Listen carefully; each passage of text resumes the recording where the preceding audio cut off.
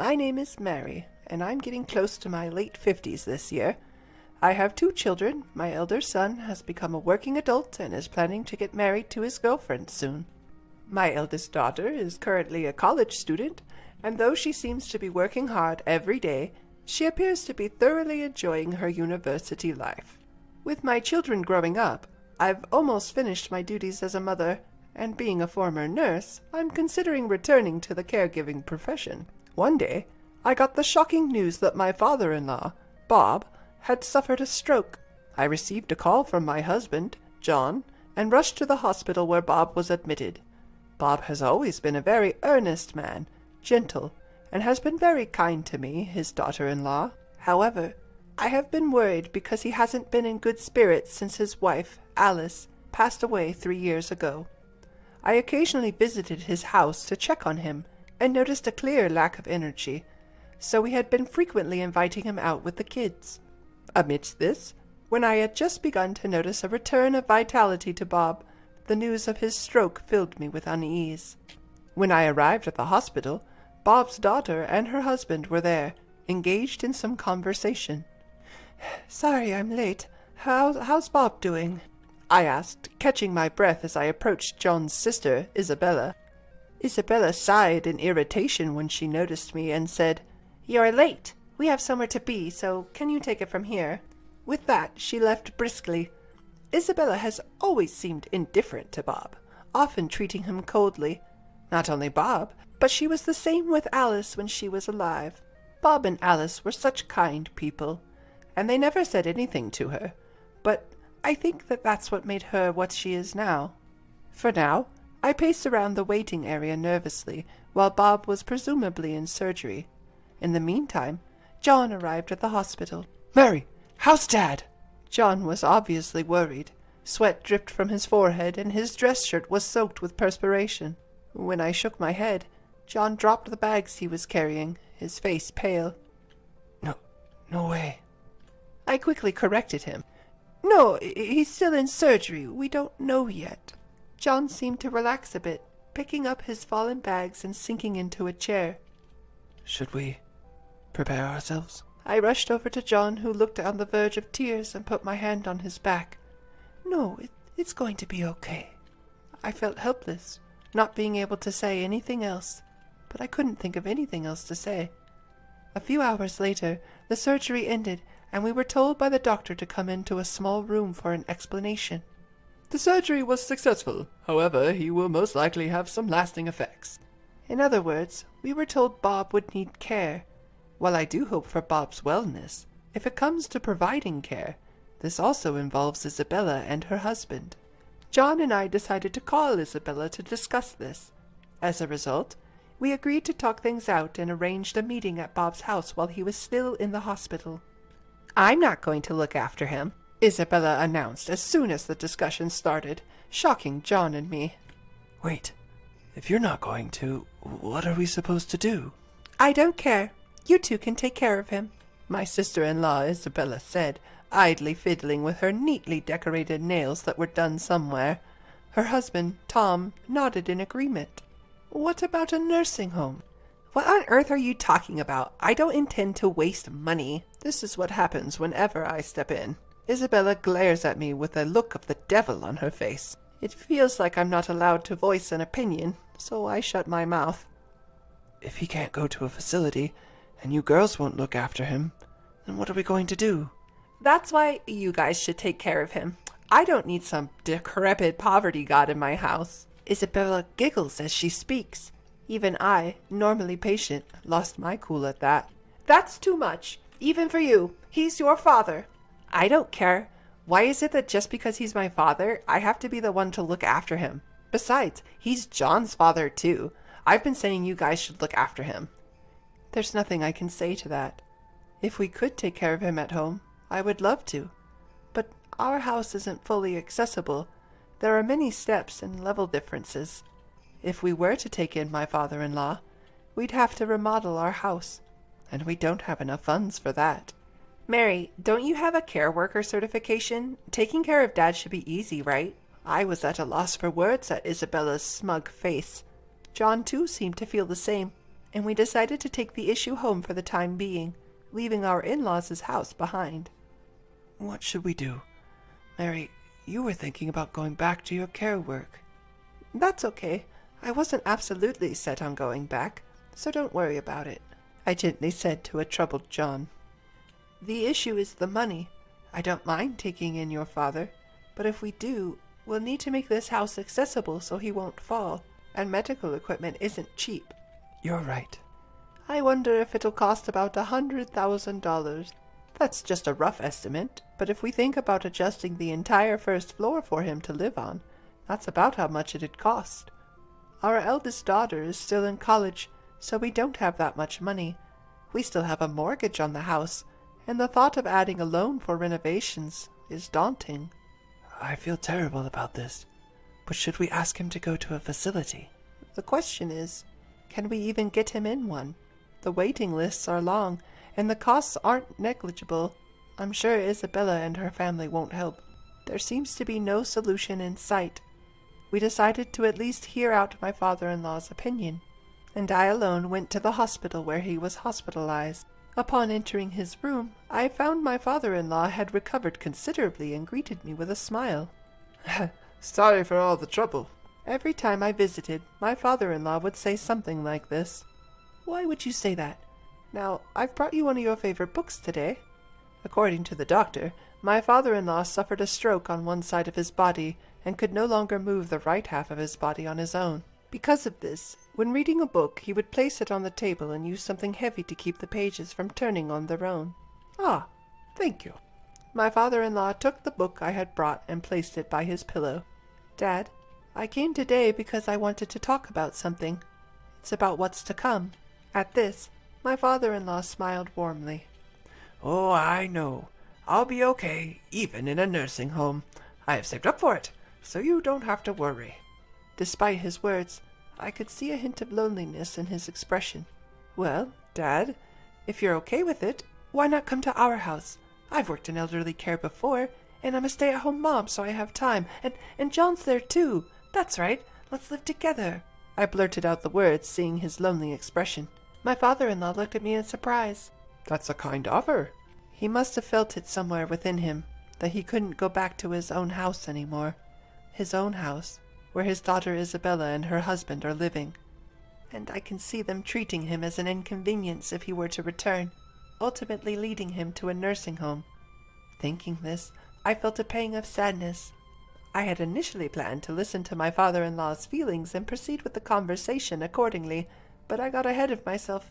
I felt somewhat guilty towards my husband, John, but I knew he would understand. Now, all that was left was to somehow arrange for his aftercare before his discharge.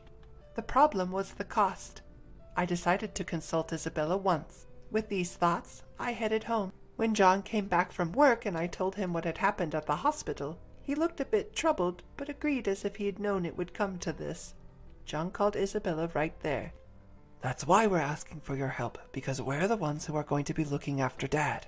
It seemed like John and Isabella were arguing over the phone, and John's tone was getting a little harsh. With a sigh, he hung up the phone. John explained his conversation with Isabella.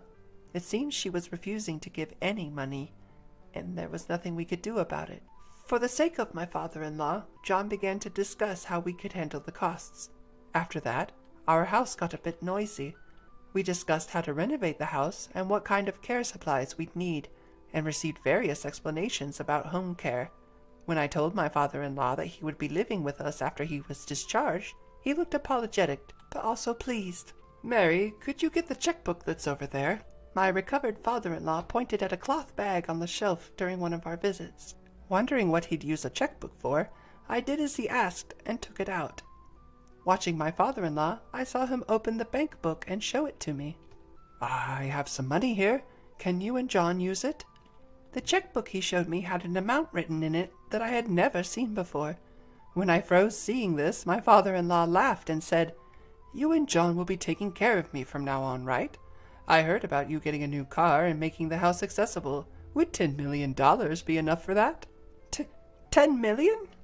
I hadn't counted the zeros, but I was shocked at the number of $10 million. I had no idea why my father-in-law had saved so much money, But apparently after my mother-in-law passed away, he didn't feel like doing anything and decided to venture into the investments he had been studying for a while. It seems to have worked out better than expected, and his savings began to accumulate quickly. He was not a big spender, so he only kept on saving. However, even if he wanted to remodel the house or buy a new car, it shouldn't cost that much. I handed his bank book back to him and said, I can't accept this much. Please use this for yourself. He, in turn, offered the bank book back to me, saying, I can't use all this money. I would rather give it back to you and your family, who are willing to take care of me. Stuck with the predicament of the returned bank book again, I refused. Still, I can't accept so much. My father-in-law, after contemplating for a while with a troubled look, proposed, What about $1 million? Seeing no end to this, I managed to persuade him to agree to a reduced sum of $100,000. He still seemed dissatisfied, but for the moment that was good. As such an exchange was going on, I'm here! Isabella appeared out of nowhere. With the entrance of Isabella, who was oblivious to money matters, I hurriedly shoved my father-in-law's bank book back into its original place.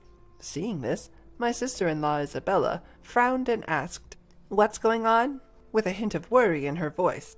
I was relieved that she hadn't heard our previous conversation. Isabella had come to bring some clothes for our father. After chatting for a bit, we both left the hospital room, but on our way home, Isabella suddenly said that she had something to discuss and suggested we stop by a coffee shop. Her talks have never been about anything good in the past, so I assumed this wouldn't be any different. I reluctantly agreed, but it turned out to be a mistake. I will take care of Dad. What? At the sudden proposal, I was taken aback. Despite her words, we're already in the middle of preparations to accommodate my father-in-law, even starting renovations on the house. I couldn't help but wonder why she would suddenly propose such a thing. So, you don't have to visit the hospital from tomorrow. No, visiting has nothing to do with it. There's no rule stating that only the caretaker should visit, so why would she say such a thing? Although I had doubts about Isabella's statement, I suggested we discuss it at another time and left the cafe. When I told my husband John about this at home, he pondered over it and suddenly seemed to connect the dots. She must have overheard about the savings. Although I had a hunch about it, it seems that was the case, John said. Otherwise, there's no way she would accept the caretaking, especially considering she was so opposed to it until recently. I had vaguely suspected that she had found out about the money and was trying to curry favor to inherit all of it. She might even come up with some excuse to start spending it. But what should we do? I asked. I have an idea. Let's let her take a shot, said John, with a sly grin on his face, indicating he was up to something. Feeling uneasy about his plan, I decided to keep quiet and follow Isabella's request for now. I had conveyed to my father-in-law that he wouldn't need to worry about money and that his daughter Isabella would be providing care. His response was ambiguous, a vague expression not quite affirming or denying his understanding, and with that, the conversation ended.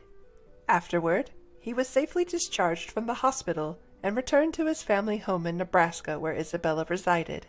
When my father-in-law was discharged, I had the chance to inspect the family home. The state of the house was unclear.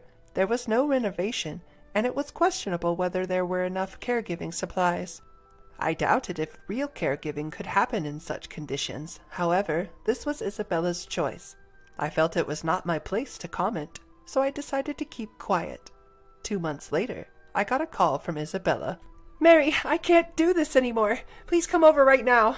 She sounded frantic over the phone, so I responded and hurried over to the house in Nebraska. When I arrived, the house was messy and there was a disgusting odor in the air. As I was wondering what happened, Isabella appeared, looking more disheveled than ever. She had dark circles under her eyes, and her walk was unsteady. Are you okay? I rushed over to Isabella, clearly in a bad state.